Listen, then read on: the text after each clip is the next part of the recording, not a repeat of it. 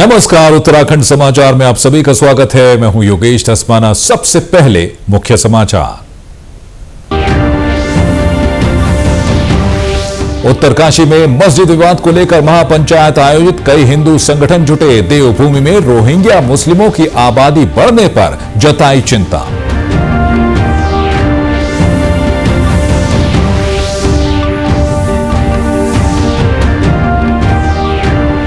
मुख्यमंत्री पुष्कर सिंह धामी बोले, राज्य स्तरीय खेल महाकुंभ के पदक विजेताओं को भी मिलेगा खेल आरक्षण का लाभ। देहरादून में राज्य स्तरीय खेल महाकुंभ शुरू, प्रतियोगिता में भाग ले रहे 12,000 खिलाड़ी।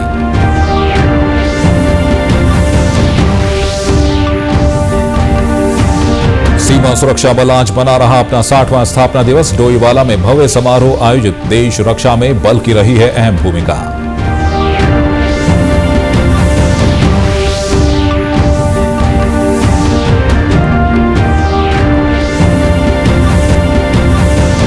देहरादून के नालापानी में आयोजित 50वें खलंगा मेले में शामिल हुए मुख्यमंत्री पुष्कर सिंह धामी। कहा, खलंगा की गाथा हमारे वीर पूर्वजों के अप्रतिम साहस और हमारी गौरवशाली विरासत का प्रतीक।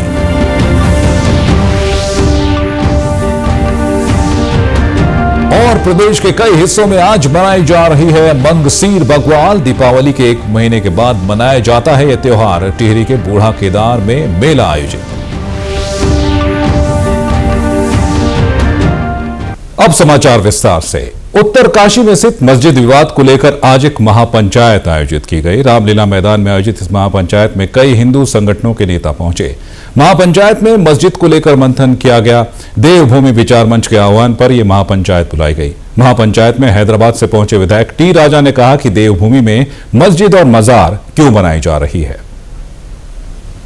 और खास करके धन्यवाद हमारे उत्तरकाशी के हिंदुओं को करने के लिए मैं हैदराबाद से पधारा हूं। धन्यवाद कि आज हम लोग देख रहे हैं कि 2000 में उत्तर प्रदेश से हमारा उत्तराखंड अलग हुआ।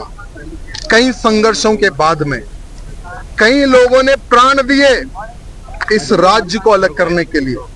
मरने वाला हिंदू था, लेकिन वो समय पर मुसलमानों की संख्या उत्तराखंड में कितनी थी? सिर्फ 1% और आज 25 लाख। ये मुसलमान कहां से गए? ये हमारी देवभूमि में 25 लाख मुसलमान कहां से आ गए? मैं आज पूछना चाहता हूं। पिछली सरकारों ने जिस प्रकार से वोट बैंक बढ़ाने के लिए, वोट जिहाद करवाने के लिए हमारे पवित्र उत्तराखंड को अपवित्र करने की योजना बनाई। कई ऐसे क्षेत्र में लैंड जिहाद हो रहा है, इनलीगल रूप से मस्जिदें बन रही है, मज़ारें बन रही है। तो आज उत्तराखंड का हिंदू पूछ रहा है कि अवैध मज़ारें हमारे इस देवभूमि में क्यों उनको हटाई जाए। डिमांड कर रहे, मांग कर रहे हैं। और गंगोत्री के विधायक सुरेश चौहान ने कहा कि उत्तरकाशी धार्मिक नगरी है और यहां अल्पसंख्यकों के आने से माहौल खराब हो रहा है। देखिए, हम मां गंगा के उद्गम स्थल के रहने वाले हैं। बाबा विश्वनाथ की नगरी है और पेवर जिसको कहते हैं कि धार्मिक नगरी है। और कई प्रकार के जो रोहिंग्या मुसलमान यहाँ पर आ रहे हैं, उससे जगह जगह गांव में, चाहे वो फेरी के रूप में, चाहे किसी का माहौल बिगड़ रहा है, इससे लोग गांव में भी भयभीत है, चिंतित हैं। तो इसके लिए हिंदू महासंगठन की जो है महापंचायत बुलाई जा रही है। इसमें इस तरह की एक धार्मिक नगरी को भी जो है इस तरह से जो है कई प्रकार की जो घटनाएं, अप्रिय घटनाएं होती हैं, उससे लोग चिंतित है। उसके लिए महापंचायत बुलाई। इसमें जो भी बातें महापंचायत जो करेंगे तो उसमें बात हो। और वहीं नगरपालिका के पूर्व अध्यक्ष सुधा गुप्ता ने कहा कि विवादित मस्जिद के पेपर भी अब तक कोर्ट में नहीं दिए गए हैं। विवादित जो ढांचा है, इसके लिए भी मंच से बोला गया है कि पेपर्स इनके पास हैं। ये हाई कोर्ट गए थे, लेकिन हाई कोर्ट में भी इन लोगों ने पेपर सबमिट नहीं किए हैं। और जो इसको हमारे जो लॉ के जो जानकार हैं वो बारीकी से इसको स्टडी भी कर रहे हैं। और निश्चित रूप से आप ये मान के चलिएगा, ये तो अभी हम लोगों ने शुरुआत की है और आगे तो बहुत ज़बरदस्त यहाँ पर सब कुछ होगा। और हिंदुओं में एक चेतना भरने के लिए कि ये आप जो है अपने धर्म की और संस्कृति की रक्षा करने के लिए सब एकजुट हो जाओ। और एक अन्य स्थानीय महिला गीता गैरोला का कहना है कि ये देवभूमि है, यहाँ मस्जिद और अन्य अनाधिकृत निर्माण बर्दाश्त नहीं किया जाएगा।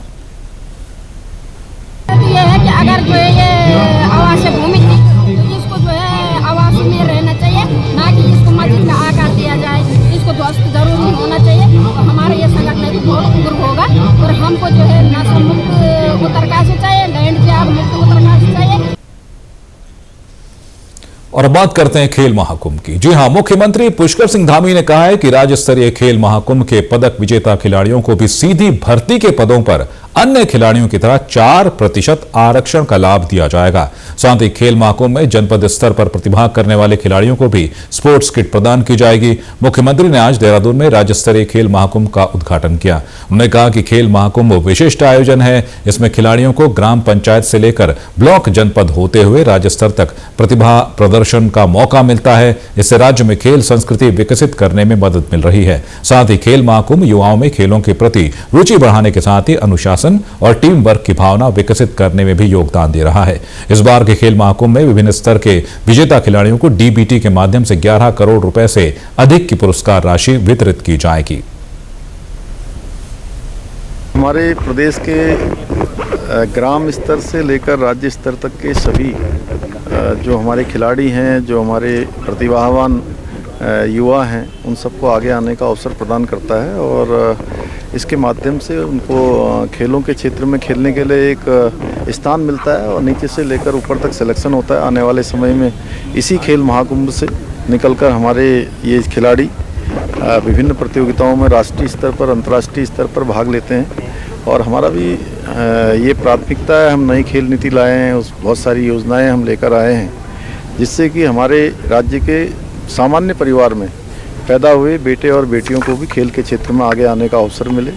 वो सारे हम प्रावधान कर रहे हैं जिसकी आवश्यकता है और जहाँ जहाँ भी हमको लगता है कि हमारे खिलाड़ियों को आवश्यकता है। और इस वर्ष हमारे यहाँ पर राष्ट्रीय खेलों का आयोजन हो रहा है जो निश्चित रूप से हमारे राज्य के खिलाड़ियों के लिए एक बहुत बड़ा अवसर होगा।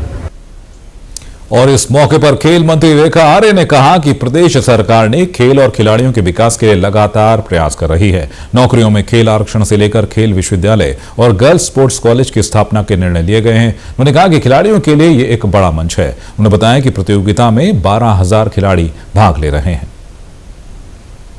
सभी जनपदों के लगभग 12,000 खिलाड़ी इसमें प्रतिभाग करने जा रहे हैं। ये खेल के लिए, उनकी प्रतिभा के लिए एक सुनहरा अवसर भी है, एक सुनहरा मंच भी है। निश्चित रूप से इसमें जीतने वाले जो हमारे खिलाड़ी होंगे वो आने वाले समय में 4% रिजर्वेशन के हकदार भी होंगे और निश्चित रूप से ये खिलाड़ी आने वाले समय में नेशनल गेम के भी प्रतिभागी हो सकते हैं। और इस मौके पर मुख्यमंत्री ने डेफ ओलंपिक में स्कीइंग प्रतिभाग करने वाली खिलाड़ी अमीषा चौहान को 50 लाख की प्रोत्साहन राशि का चेक प्रदान किया। एथलेटिक्स में 27वीं नेशनल फेडरेशन में स्वर्ण पदक जीतने वाली सोनिया को 2 लाख और 22वें नेशनल फेडरेशन जूनियर में राहुल सरनालिया को स्वर्ण पदक जीतने पर 1 लाख रुपए का प्रोत्साहन राशि का चेक प्रदान किया गया। आज खेल महाकुंभ में मुझे यहाँ पे बुलाया गया था और मुझे आज माननीय पुष्कर सिंह धामी जी के हाथ से मुझे कैश अवार्ड दिया गया है जिसमें मैंने 2024 में विंटर गेम्स डफ ओलंपिक में मैंने पार्टिसिपेट किया था। और सीमा सुरक्षा बल यानी बीएसएफ का आज 60वां स्थापना दिवस है। डोईवाला स्थित बीएसएफ ट्रेनिंग सेंटर में यह दिवस धूमधाम से मनाया गया। इस मौके पर सीमा सुरक्षा बल ट्रेनिंग सेंटर डोईवाला के कमांडेंट महेश नेगी ने कहा कि आज हमारे लिए बड़ा गर्व करने वाला दिन है क्योंकि आज हम अपने परिवार के साथ बीएसएफ का स्थापना दिवस मना रहे हैं। उन्होंने कहा कि बीएसएफ देश सेवा के लिए प्रतिबद्ध है और साहस और अद्वितीय शौर्य के लिए यह बल जाना जाता है।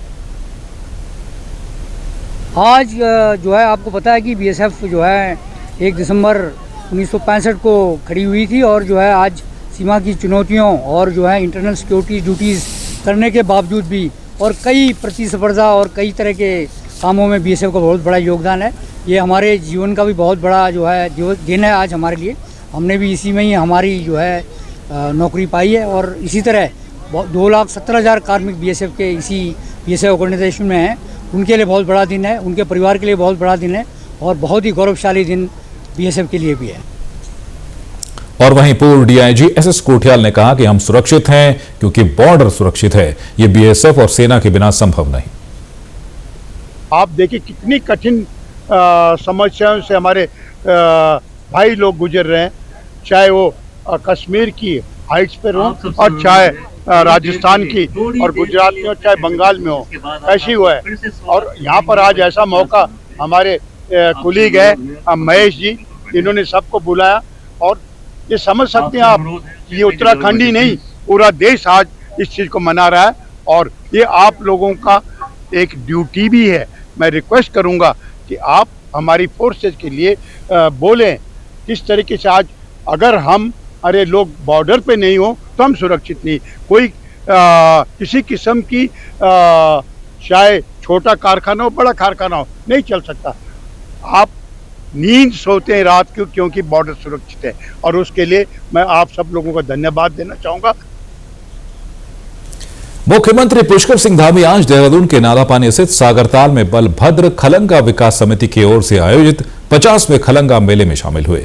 इस मौके पर मुख्यमंत्री ने खलंगा मेला आयोजन समिति को 5 लाख रुपए देने की घोषणा की। साथ ही खलंगा मेला स्मारिका का विमोचन भी किया। आयोजन में मौजूद लोगों को संबोधित करते हुए मुख्यमंत्री धामी ने कहा कि खलंगा मेला पूर्वजों की वीरता और अदम्य साहस को स्मरण करने का अवसर है। उन्होंने कहा कि खलंगा की वीरभूमि में वर्ष 1814 के एंग्लो गोरखा युद्ध में सेनानायक कुंवर बलभद्र थापा और उनके वीर सैनिकों ने मातृभूमि की रक्षा के लिए अपने प्राणों की आहुति दी थी। इस युद्ध में कुंवर बलभद्र थापा और उनके वीर सैनिकों ने अंग्रेजों की विशाल सेना का सामना करते हुए अपनी वीरता और रणनीतिक कौशल से ब्रिटिश सेना को खदेड़ दिया था। मुख्यमंत्री ने कहा कि ये युद्ध हमारे वीर गोरखा योद्धाओं के अदम्य साहस और मातृभूमि के प्रति उनके असीम प्रेम का प्रतीक है, जो हमेशा हमें देशभक्ति की प्रेरणा देता रहेगा। खलंगा की गाथा हमारे वीर पूर्वजों के अप्रतिम साहस का वह हमारी गौरवशाली विरासत का प्रतीक है। उन्होंने कहा कि राज्य सरकार गोरखा समाज के उत्थान के प्रति पूर्णतः प्रतिबद्ध है और उनके विकास व कल्याण के लिए निरंतर प्रयासरत है।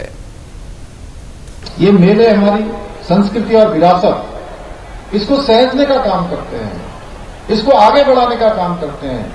पीढ़ी दर पीढ़ी हमारे नौनिहालों में, हमारे नवयुवकों में एक संदेश देने का काम करते हैं कि हमारी विरासत, हमारे पूर्वजों ने कितनी कठिनाइयों से इसको हमेशा सुरक्षित रखा था, उसके लिए उन्होंने कितना संघर्ष किया था। उसी प्रकार ये मेला भी हमारी समृद्ध सांस्कृतिक परंपराओं को सहेजते हुए अगली पीढ़ी तक पहुंचाने का एक बहुत ही विशिष्ट माध्यम है। भाइयों बहनों, हमारे देश के अंदर कई ऐतिहासिक धरोहरें हमारे गौरवमयी अतीत की पहचान होने के साथ साथ जो हमारी संस्कृति है, जो हमारी संस्कृति रूपी वट वृक्ष, उसकी मजबूत जड़ें भी है, जो हम हमेशा हमको हमारे पूर्वजों से जोड़ने का काम करती है, हमारी संस्कृति से जोड़ने का काम करती है। हमारी जो विरासत है, उस विरासत से हमेशा हमको जोड़कर रखती है। प्रदेश के कई हिस्सों में आज बंगसीर बग्वाल मनाई जा रही है। उत्तरकाशी, टिहरी और जौनसार के इलाकों में बंगसीर बग्वाल और बूढ़ी दीपावली मनाई जाती है। टिहरी जिले के बूढ़ा केदारनाथ गुरु कैलापीर मेला थाती कठोर में आज मंगसीर बग्वाल मेले का आयोजन किया गया। बूढ़ा केदारनाथ में हर वर्ष मंगसीर बग्वाल के अवसर पर इस मेले का आयोजन किया जाता है। इस मौके पर क्षेत्रीय विधायक शक्तिलाल शाह ने कहा कि हमारे पौराणिक मेले, जो कि हमारी पहचान व धरोहर है, इनको संरक्षित करना हम सबकी जिम्मेदारी है। मंगसीर मास की इनकी दिवाली होती है, 3 दिवसीय दिवाली होती है, 2 दिवसीय दिवाली होती है, 3 दिवसीय मेला होता है। मैं लगातार इस मेले में आता हूँ। मैंने आज तमाम जनता से विनम्र आग्रह किया। मैंने कहा ये पौराणिक धरोहर है, इसको बचाने के लिए हम सब लोग जिम्मेवार हैं और हम सबको प्रयास करने चाहिए ताकि हमारी पुरानी विरासत जीवित रह सके और लोगों में बड़ा उत्साह होता है। और वहीं जिलाधिकारी मयूर दीक्षित ने कहा कि इस पौराणिक मेले का अपना एक महत्व है। ये मेला इस क्षेत्र की पहचान में एक महत्वपूर्ण हिस्सा है। इस वर्ष की बात है, इस वर्ष भी यहाँ पर एक भव्य मेले का आयोजन किया गया है, जिसमें बूढ़ा केदार मंदिर के आसपास हमने विभागीय स्टॉल भी लगाई हैं। साथ ही यहाँ पे बड़ी संख्या में जो आसपास गांव के श्रद्धालु आए हैं, उनके लिए व्यवस्थाएं की गई हैं। इसमें क्योंकि आपदाग्रस्त क्षेत्र है, तो काफ़ी यहाँ पर जो अभी रिसेंटली आपदा आई थी, उसमें कई लोगों की मांग है, जो कार्य छूटे गए हैं या कुछ लोगों को अभी तक मुआवजे राशि में कुछ वंचित रह गए हैं, तो उसके बारे में प्रार्थना प्राप्त हुए हैं। और इस क्षेत्र को भव्य बनाने के लिए आगे क्या किया जा सकता है, इसके बारे में भी कार्रवाई की जाए। और वहीं देहरादून से अपने मायके आई दिव्या जोशी ने बताया कि क्षेत्र का पारंपरिक मेला है, जो मंगसीर के महीने मनाई जाती है। उन्होंने बताया कि यहाँ बड़ी संख्या में लोग कैलापीर मेले में आते हैं। पुरानी ऐतिहासिक और पौराणिक यहाँ पे मेला लगता है। काफ़ी सालों से मेरा भी यहाँ पे मायका है और मैं भी काफ़ी सालों से यहाँ पे आ रही हूँ और बहुत ही अच्छा लगता है यहाँ पे। और यहाँ वक्त हो चला एक छोटे से ब्रेक का। ब्रेक के बाद फौरन हाजिर होते हैं। आप बने रहिए डीडी न्यूज उत्तराखंड के साथ।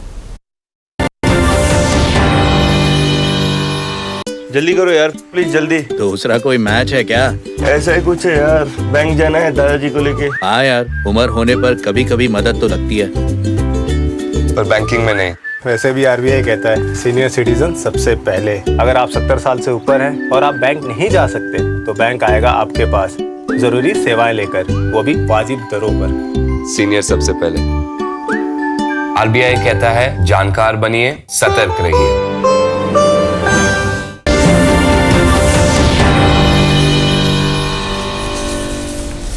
ब्रेक के बाद आपका एक बार फिर से स्वागत है। देहरादून के जिलाधिकारी सविन बंसल ने स्कूलों के लिए मिड डे मील तैयार करने वाली संस्था को सुद्धवाला स्थित रसोई का आज निरीक्षण किया। इस दौरान उन्होंने रसोई में खाना बनाए जाने की प्रक्रिया की जानकारी ली और पकाए जा रहे भोजन को चखकर उसकी गुणवत्ता परखी। उन्होंने संस्था के संचालकों को निर्देश दिए कि खाना बच्चों के अनुकूल बनाएं ताकि बच्चे आसानी से खा सकें। उन्होंने निर्देशित किया कि स्कूलों में भेजे जाने वाले बर्तन साफ सुथरे और स्टील के हों, यह सुनिश्चित कर लिया जाए। संस्था की रसोई में तैयार भोजन 350 स्कूलों में जाता है। जिलाधिकारी को कुछ अभिभावकों और शिक्षकों की ओर से शिकायत मिली थी कि खाना तीखा होने के कारण बच्चे खाना ठीक से नहीं खा पा रहे हैं। इसी कारण जिलाधिकारी ने रसोई का निरीक्षण किया। जिलाधिकारी ने संस्था के संचालकों से कहा कि अगली पेमेंट से पहले वे अभिभावकों व अध्यापकों से अपने भोजन की रेटिंग प्राप्त कर लें। जिलाधिकारी ने उन्हें तत्काल प्लास्टिक के सभी कंटेनर्स बदलकर उनके स्थान पर स्टील के कंटेनर्स का इस्तेमाल करने को कहा है।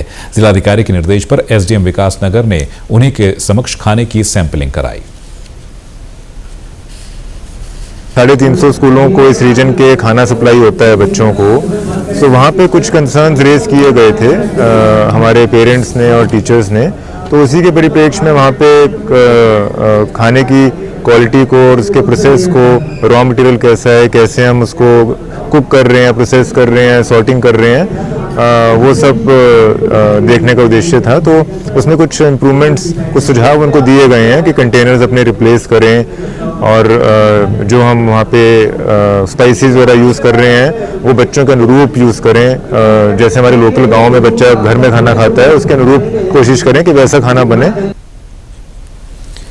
आज विश्व एड्स दिवस है। इस मौके पर कोटद्वार में लोगों को जागरूक करने के लिए विभिन्न कार्यक्रम आयोजित किए गए। सुबह स्कूली बच्चों ने नगर क्षेत्र में जागरूकता रैली निकाली। बच्चे हाथों में एड्स से बचाव के संदेश लिखी तख्तियां लिए हुए रैली में शामिल हुए। भाबर क्षेत्र के जशोदरपुर के फैक्ट्री एरिया में बेस अस्पताल कोटद्वार के आईसीटीसी केंद्र की ओर से खून की जांच के लिए शिविर आयोजित किया गया। आयोजकों का कहना था कि एड्स से डरकर भागने या उससे छिपने की आवश्यकता नहीं है, बल्कि उससे बचाव के लिए जागरूक होने की जरूरत है। हमारे यहाँ जो एड्स दिवस मनाया जा रहा है, HIV और सिफिलिस की जांच हम लोग यहाँ पर कर रहे हैं। ये जो फैक्ट्रियों में काम कर रहे हैं मजदूर हैं, उनके परिवारजन हैं और भी जैसे लोग आ रहे हैं जो देखते हुए आ रहे हैं। जागरूकता जिसको कहते हैं, धीरे धीरे करके लोग आ रहे हैं जिनको जो हाई रिस्क में आ जाते हैं। जैसे कि अगर बाई चांस कोई मजदूर गिरता है, उसे चोट लगती है और चोट लगने के बाद उसे हम 4-5 लोग जो है हमारी इंसानियत के नाते उसको हॉस्पिटलाइज करते हैं। ये नहीं पता चलता है कि उस मजदूर को क्या प्रॉब्लम है। अगर बाई चांस उसका ब्लड किसी को आंखों में चला गया, कुछ हो गया, तो उससे जो है सतर्क रहने के लिए हम लोग ये जाँच कर रहे हैं। कुछ लोग हैं जो बढ़ चढ़ कर आ रहे हैं और कुछ लोग हैं जो अभी डर रहे हैं। और वहीं श्रमिकों का कहना था कि आज उनके खून की जांच हुई। ये अच्छी बात है कि उनकी फैक्ट्री के पास एक कार्यक्रम हुआ। यहाँ पर चेकअप करने वाले आए हुए हैं, चेकअप हो रही है। ये शुगर टेस्ट, ब्लड टेस्ट, जो भी दिक्कत परेशानी है उसकी सब चीज़ों की टेस्ट हो रही है। और उन्होंने ये यूरिक एसिड सब चीज़ की, ये सब चीज़ की चेकअप हो रही है। हाँ जी, खून निकाला उन्होंने। और गौरतलब है कि वर्तमान में पौड़ी जिले में HIV संक्रमित लोगों की संख्या 354 है।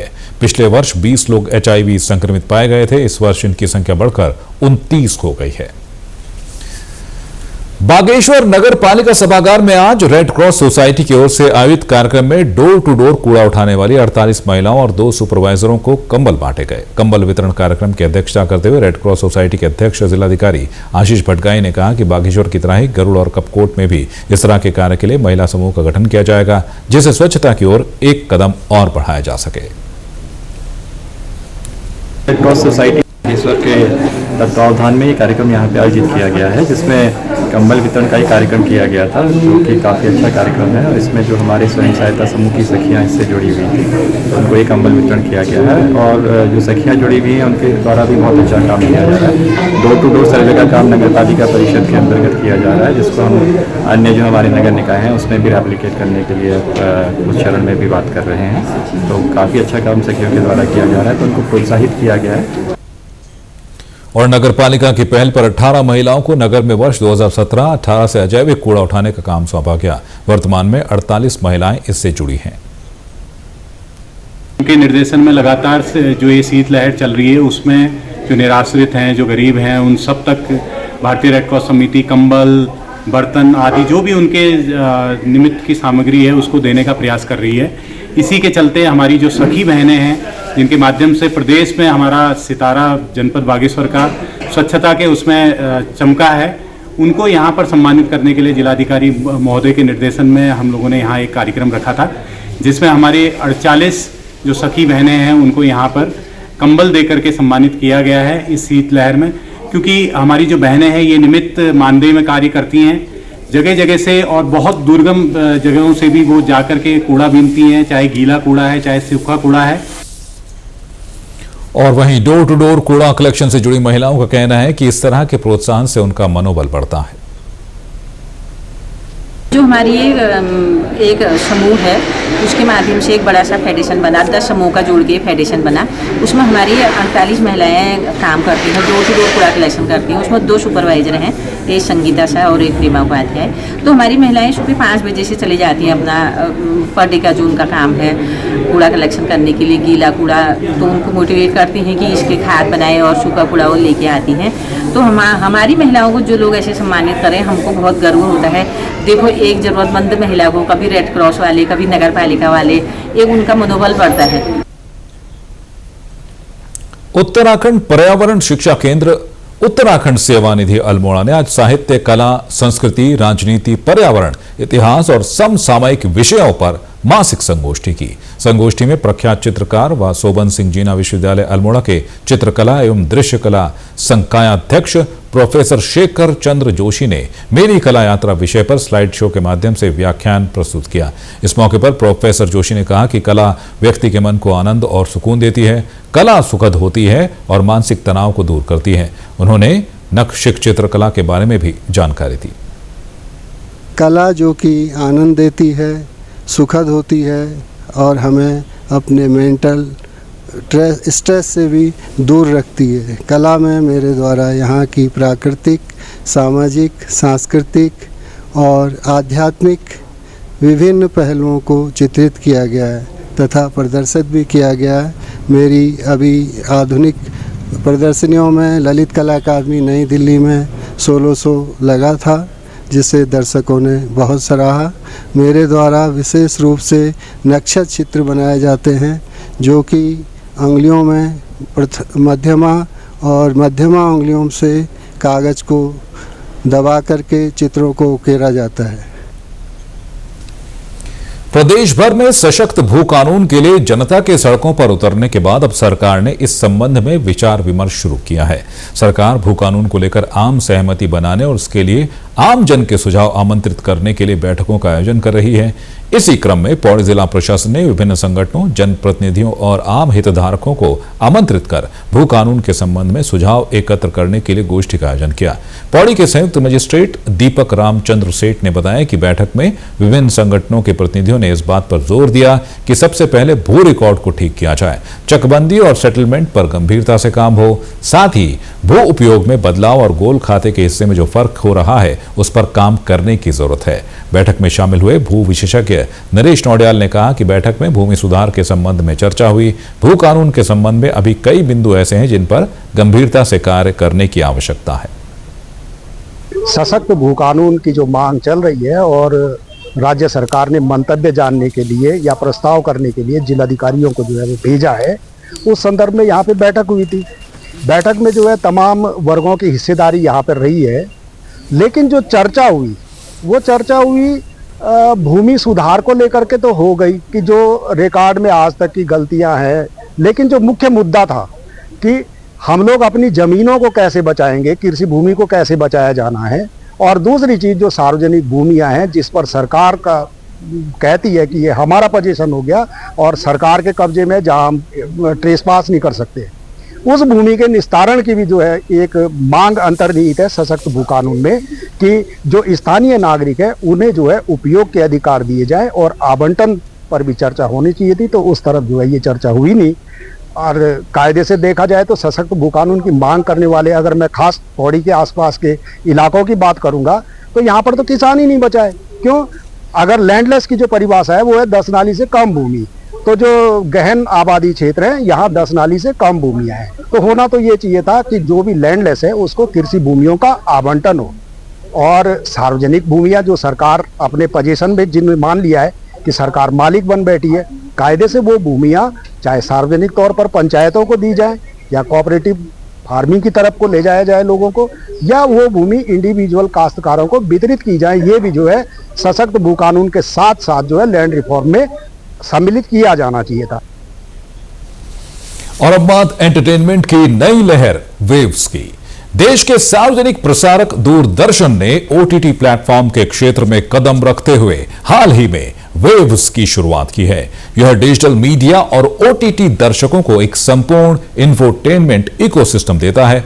अगर आपको भी चाहिए फ्री में शानदार कंटेंट तो आज ही डाउनलोड करें। क्यूआर कोड के जरिए भी वेव्स ऐप डाउनलोड की जा सकती है। तो इस बुलेटिन में अभी के लिए बस इतना ही। चलते चलते मुख्य समाचार एक बार फिर से। उत्तरकाशी में मस्जिद विवाद को लेकर महापंचायत आयोजित, कई हिंदू संगठन जुटे। देवभूमि में रोहिंग्या मुस्लिमों की आबादी बढ़ने पर जताई चिंता।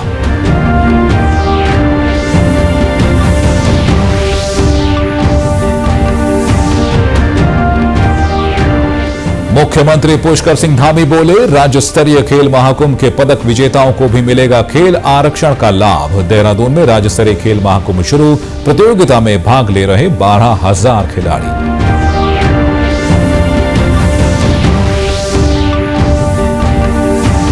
सीमा सुरक्षा बल आज मना रहा अपना 60वां स्थापना दिवस। डोईवाला में भव्य समारोह आयोजित, देश रक्षा में बल की रही है अहम भूमिका।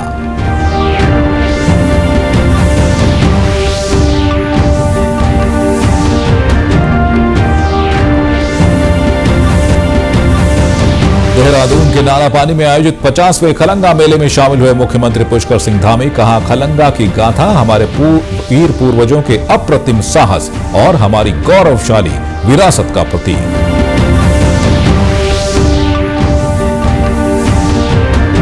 और प्रदेश के कई हिस्सों में आज मनाई जा रही है मंगसीर बग्वाल। दीपावली के 1 महीने के बाद मनाया जाता है यह त्योहार। टिहरी के बूढ़ा केदार में मेला आयोजित।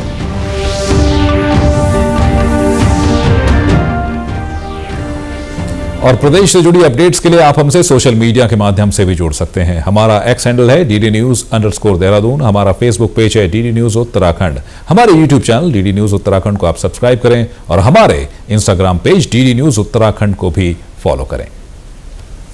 तो इस बुलेटिन में अभी के लिए बस इतना ही। फिलहाल दीजिए इजाजत, तब तक के लिए नमस्कार।